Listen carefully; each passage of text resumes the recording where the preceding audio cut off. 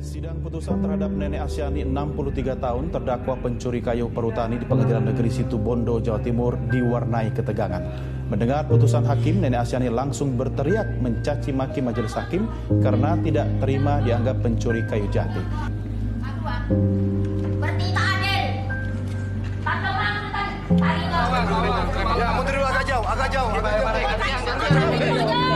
Menurut seorang nenek berusia 92 tahun, Saulina Sitorus, dijatuhi hukuman penjara 1 bulan 14 hari di Pengadilan Negeri Balige, Kabupaten Toba Samosir, Sumatera Utara. Saulina terbukti bersalah karena menebang pohon durian.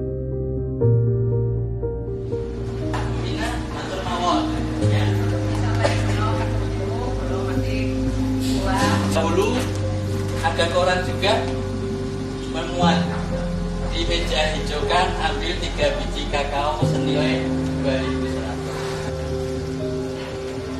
Ini Bu jaksa penuntut dengan tetap pada permohonannya, pembelaannya, oke, ya.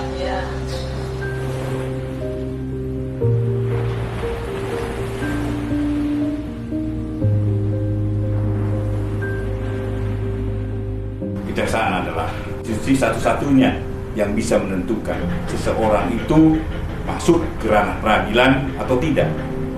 Dan itu tidak dipunyai oleh institusi lain. Kita tahu bahwa kita, kejaksaan, mempunyai sentral di dalam penanganan suatu perkara. Perbuatan melawan hukum kita perbaiki dengan menggunakan kesadaran, keinsapan sebagai landasan untuk memperbaiki dan memulihkan kehidupan masyarakat kembali pada situasi yang ideal.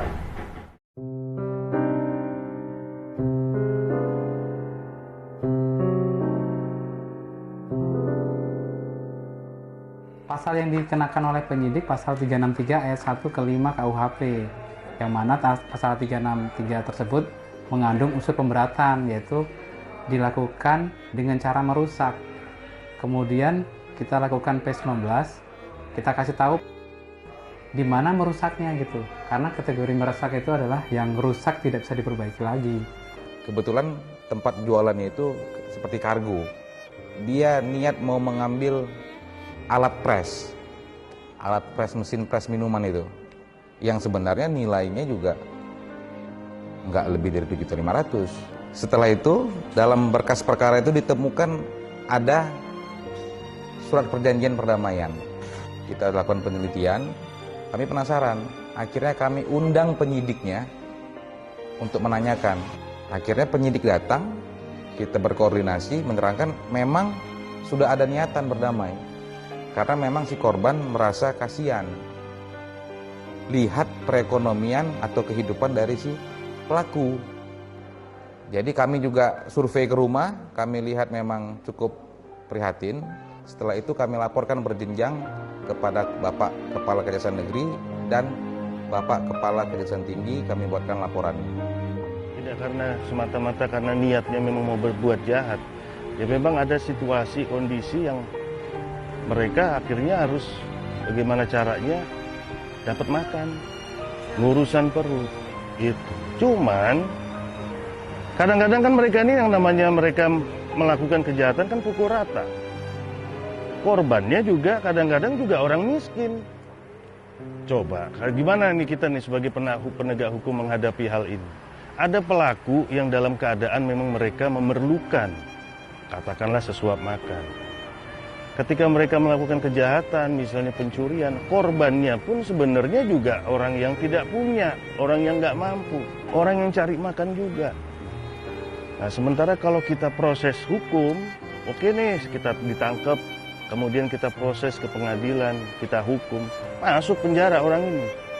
Cuman apa selesai kayak begitu?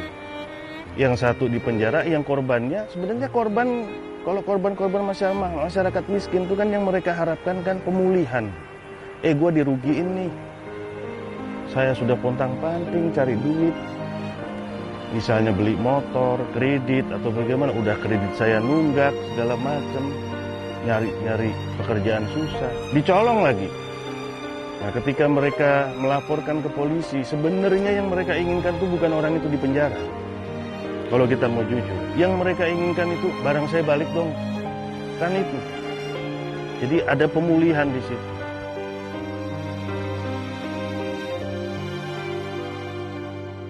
Datangi keluarga Intan saya ke arah Pracak, jauh kan Cici ke arah Lampung, dia ke arah Pracak, saya pergi ke sana naik motor sendiri nemuin Intan itu. Alhamdulillah diterima oleh ya udah gini. Datang ke rumah, ketemu orang tua, istiqat baik meminta maaf. Ibunya sama RT, sama istri RT. Ya, RT daerah sana.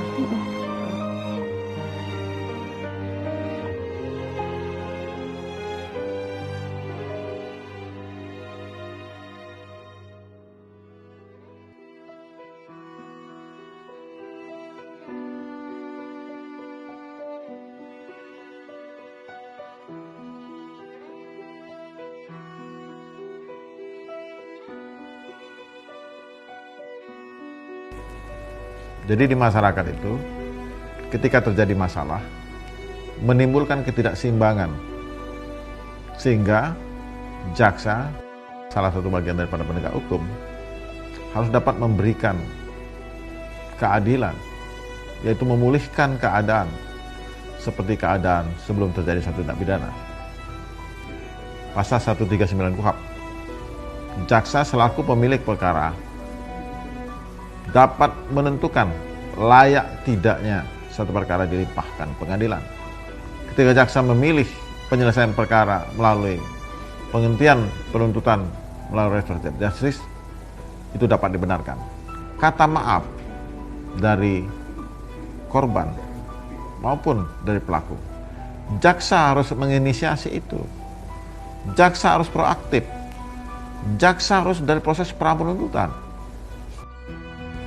Ini harus dilakukan oleh para kasih hidup, para jaksa, kajari dan kajati, karena ini ditunggu oleh rakyat supaya masyarakat terjaga tatanannya, tatanan kehidupan yang damai di masyarakat, tidak kehidupan konflik.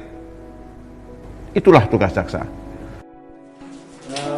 Bismillahirrahmanirrahim. Assalamualaikum warahmatullahi wabarakatuh. Untuk hari ini suami istri ya. Kenapa sampai dipukul istrinya? Ya mudah-mudahan habis ini jangan lagi ya. Kami pikir bakal disidang kayak di film-film ya, gitu. Di film-film gitu yang depannya ada jaksa penuntut umum. Terus apa nanti gitu. Keluarganya marah-marah. Iya. Ketok palu kayak gitu pikirannya kayak gitu. Tanya cuma duduk-duduk aja. Iya, ngobrol-ngobrol biasa. Iya. Ternyata ya nggak ada. Ramah-ramah biasa aja. Kayak gini lah. Mereka berusaha biar kita juga nyaman gitu kan. Nggak yang tertekan, diinterogasi gitu, nggak. Katanya pilihan ada di tangan kami. Ya terserah mau gimana baiknya, keputusannya di tangan kalian. Kami hanya ya bisa melakukan prosedur yang ada. Menjalankan prosedur aja.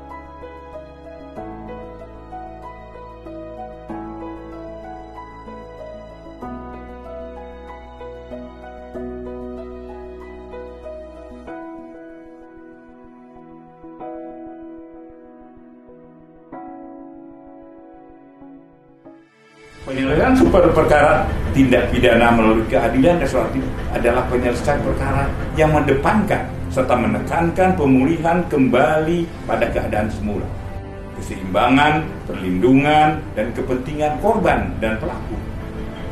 Itu pelaku tindak pidana mestinya.